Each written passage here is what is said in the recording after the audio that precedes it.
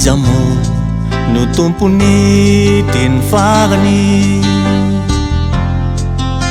iza ve zay anao? Mirehare isan'andro isan'andro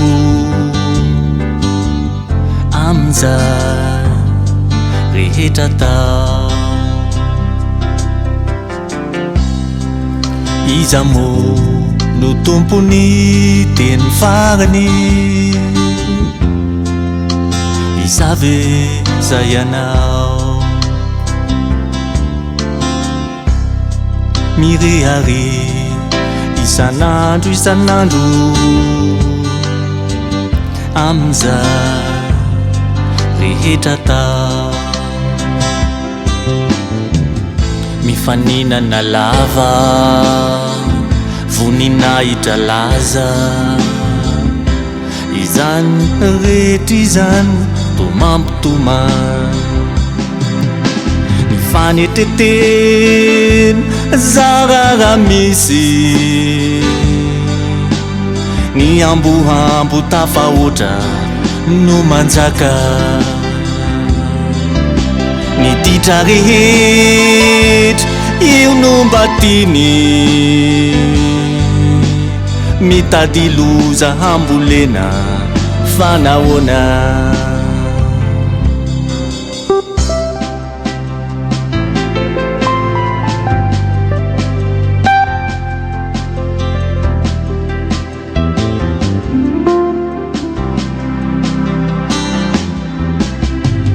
Mifaninana lava voninahitra laza,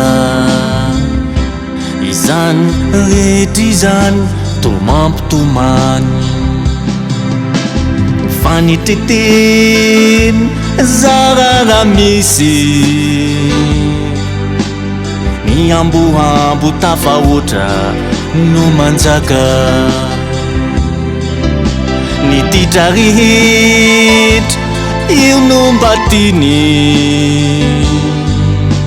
mitady loza hambolena fanahoana.